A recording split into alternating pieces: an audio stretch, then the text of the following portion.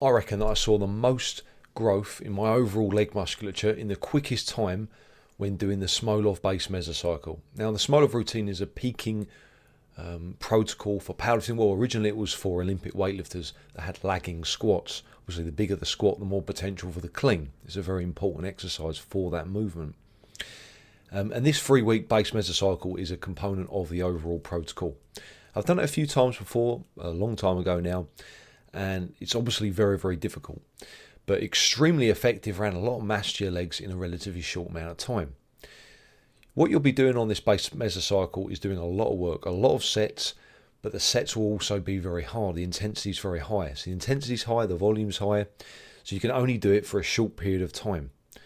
You're inevitably going to burn out or you're going to get injured before you're able to continue this routine for more than 3 weeks. So we'll run through the protocol now. You can see it on the screen there. Monday session, or day 1, 4 sets of 9 at 70%. Wednesday, 5 sets of 7 at 75%. Friday is 7 sets of 5 at 80%. I specifically remember that being the hardest day of the 4 days. Saturday session is 10 sets of 3 at 85. Then week 2, you add about 10 kilos and do the same. And then week 3, assuming you get that far, you add a further 5 kilos and do the same again.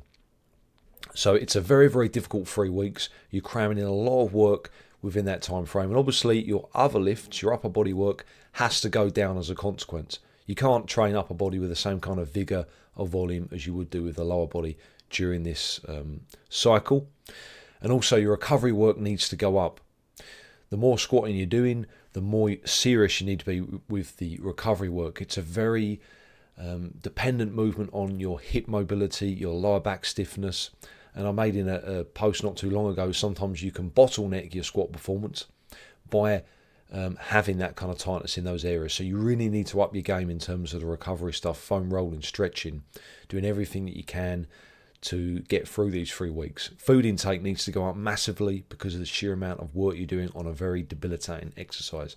Give it a go and let me know what you think, guys. Honestly, if you can get through it, you'll be amazed at the strength gains and the mass gains you get on the quads.